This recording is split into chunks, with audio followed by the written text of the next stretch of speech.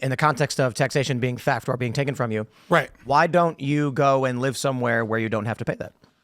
Like where? Where would you like me to go? Western Somalia, Southern Sudan. Why don't I go to a failed state? Well, it's very simple. Or right?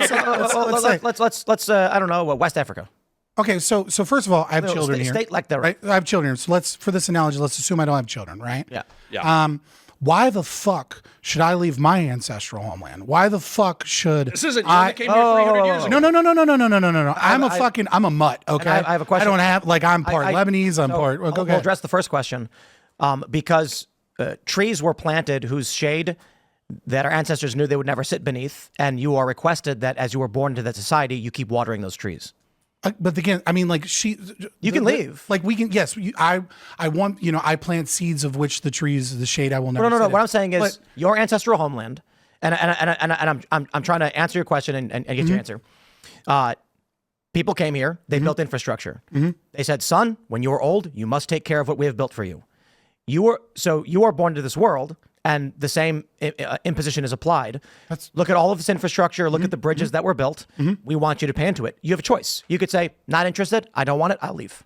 No, I'm fighting for this place. I'm fighting to make this place, America, better. And the best way that you can do that is to fight to get the government that is stealing so much money and funneling it to, I don't know, condoms in Africa somewhere instead of actually. Why is condoms in Africa a bad thing? Because it's not here. Well, because we have people. Wait. Let me just address that by using the exact. Sorry for using. Hold on. To address the exact same point I just made. Sorry, Ma. Because when our ancestors planted trees and said, "Please water this," the implication wasn't, and also you're gonna have to go to Africa and water their trees too. Okay. Now we're getting into the fight. Okay. No. Listen. Hold on. Because I don't want to talk about early 20th century fraternal societies. I want to talk about this. Okay. I know. You didn't do your research, so you want to talk about you want to do like a basic wing it thing because you're used to arguing against libertarian philosophy, and I actually came prepared with historical, psychological. Well, dude, I didn't sign up for a 2-hour conversation about the early 20th century. I wanted to talk about whether or not the welfare. I want to talk about welfare. Modern woman. Yeah, and so we have to talk about what. No, we don't. We can talk about it now. Like when you make the claim. I'll be very quick. I want to go. I listened to you for a prolonged period. I want to go. You make the claim that that we all called for this and that these things are necessary. And the reason I'm talking about that historical analysis is because the history proves that's not fucking true. We did it better and cheaper before when people were mostly agricultural farmers. That's why I'm bringing up the history. The reason why, sorry, real quick. This is why I don't care, is because your historical time period is a time in which the rural doctor would either amputate your leg or not amputate your leg because you had gangrene, right? They didn't have penicillin. They didn't have anything anywhere close to the medical technology that we have. So you're like, our society is more complex and more expensive. It's like, yeah, no shit. Well, because but that's not an argument. He's not amputating your leg for 5 cents. That's not an argument. Yes, it is. Morphine in a hacksaw costs infinitely less than an MRI machine. And so does the value of labor of the average American citizen. Yes, things get more complicated. People make more money. Division of labor. I don't think your historical analogies agricultural apply. farmers obviously had access. I don't think your historical analogies apply, and I don't care. Than people do today. I want to move into the 20th century. Medical care is more expensive. You're not. Let's do this. The first thing I want to add, totally unrelated. I just African condoms. I find it funny that it really was like cut the leg off or not when they could have just poured whiskey over the wound. And like they didn't understand the concept of antiseptics. Like, sure, you literally have a thing of rum or moonshine. Yeah, pour the alcohol on the leg, and you don't got to cut it off. What they didn't know, didn't know. So it's upon the context, but yeah, sure. So let's. I don't want to get into the history of medical. Can I briefly address African condoms? Sure. Okay. So the whole point is that when we have access to, if we're the new Rome, if we're the global empire, if we have access to all these exterior markets, then the easiest way to get into these markets is by exuding soft power. In West and East Africa and South Africa, there are problems like HIV, lack of parental figures in the home, et cetera, et cetera. And so condoms, you can get to them for cents on the dollar, and you are helping them build up their societies. So what happens is when South Africa, East Africa, West Africa have minerals, they have gold, they have oil, they have whatever, they're like, oh, the Americans gave us access to contraception so we could build a better society. We'll sell it to them at a reasonable rate. That is the most beautiful, cents on the dollar. That is the most beautiful. That is the most beautiful I would love to hear interpretation of how the State Department does foreign policy. Okay, wait. Like, holy shit! I also like beautiful sunglasses you're wearing there. The first thing we have to address is: are we being literal in that the State Department has been delivering condoms to Africa? We're talking about USA. Yes. But USA is USAID, is there a specific program you're referencing where they literally said, let's Yes. bring these condoms to Yes, yes, I think it's literally Gaza, Mozambique. It was the yes, it's 50,000 Gaza, Mozambique. So I know about the Gaza one. Right. I mean, like, right. But that wasn't Gaza. That was this Gaza, isn't- Mozambique, I think. This is So this isn't obviously the topic, right? But when you're a libertarian, you have to talking be about welfare. right. You have to be prepared to have little turns aside, right? So yeah, we're talking about USAID. We're talking about the very thing that is, the very first target of Doge for a fucking reason, because it is full of waste. You mean USAID, not USAID. Well, it's you can call it either one. I understand. The reason AID is an acronym and it's not actually aid. Like I'm with you, right? Because, I just say that Just say it because it's quicker. But what happens often is I end up talking to people and they think you're referring to general foreign aid policy versus an institution that was doing a variety of issues. Like No, what we are talking about is one of many programs that is enmeshed with the State Department, the CIA, corporate interests, et cetera, that want to push, Western liberal democracy to all of these other nations. And they kind of don't care how much they fuck up those countries, fuck up our economy, steal money from us, make the world a less safe place, so long as the Belt and Road Initiative doesn't get there first. I want to give a shout out to Danny. I want to give a shout out to Danny Polishchuk, who made a sketch when Doge was ripping apart USAID. He did a fake 60 Minutes interview where he said that he's responsible for making foreign countries gay against their will. Sure. Right. No, but okay, and shout out to Danny. I love Danny. I literally retweet every single thing that I see. No, so as an example, like you could point to these things. We're talking about hard power, soft power, and I don't care if we bring it back to welfare and the modern woman. That's fine. But The topic, you mean? We should.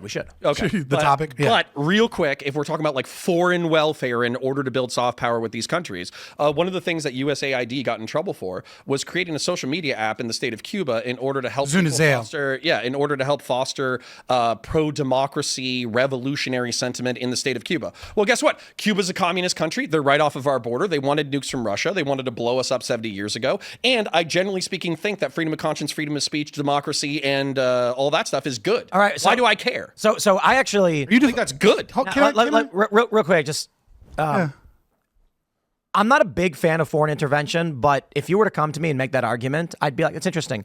The only issue is that U.S. foreign policy has been more interested in turning countries into gay race communists than actually bringing them to democracy. Okay, listen. No, Sorry, if you want to, I kind of feel like I got to address that. But well, no, hold on. I'll address it probably almost the same way that you would, right? So first of all, the Zunizeo thing, the problem is, right, even if you're not a libertarian like me, right, and you're willing to pay some taxes for soft power or for whatever reason, right? Sure. Is that it's fraud because they lied. Right? They said they didn't. Whom? They lied to the American taxpayer. They lied to everyone. Right? Like this money for Zunizeo that was broken by the AP in 2015, I believe.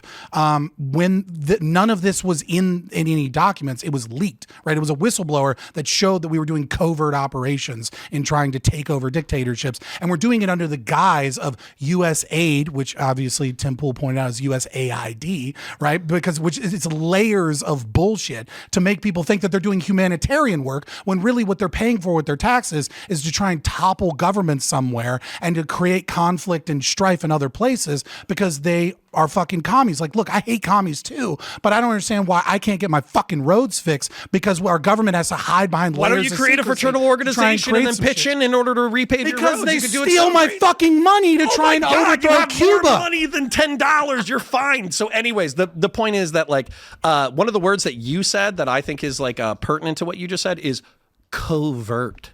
Okay. Not every single thing that the government does, they're going to be like, hey, we're going to go topple the government of Cuba now. It's like, no, they're going to operate through soft power organizations in order to spread pro-democracy messaging. That's not a problem. No, that's a serious fucking problem. That's a serious problem when the budget says this money's for U.S. aid and it's to help people. Okay, if you love that, listen, if you love that shit so much, then just have the CIA get the actual amount of money that they use and then say like, look, we can't tell you what it's for, but this is how much money we have. And all of a sudden people be like, that's too much fucking money. So the question is for you, the American people largely don't know about these black budget operations, and sometimes they're not overtly black budget. Why doesn't the U.S. explicitly tell its American people, we are going to take your tax dollars for use in overthrowing the government of Cuba? I think we vaguely do. I think this information is all available. And on top of that, like people criticize like neoconservatives for I don't know why you're laughing. I'm laughing because a whistleblower had to prove it, and you're like, but we do say it. It's like, No, obviously what do you think that- not true because Yes, they it didn't tell is. us that. Well, because USAID used soft power as a backdoor for the CIA in order to try to topple a communist government. Does the CIA have to disclose all of its operations to you? Because I'm pretty sure that like defeats the purpose of like a secret intelligence That's not what I. organization that That's not what I spies on said. foreign What I agencies. said is. So hold on. What I said He is. asked me a question is and I want to give them answer a it. fucking budget if you asked agree with me- it so much. He asked me a question and I want to answer it. So you said that the American people weren't consulted on this. Every single time that we have a neoconservative, which I guess I'm a little bit of it, I'm like a rhino neocon a little bit. We have neocon people who say, I love democracy. I love republicanism. I love freedom of conscience. I love freedom of speech. And we're going to go to war with all the dictators of the world. We have that all the time. Nikki Haley says that.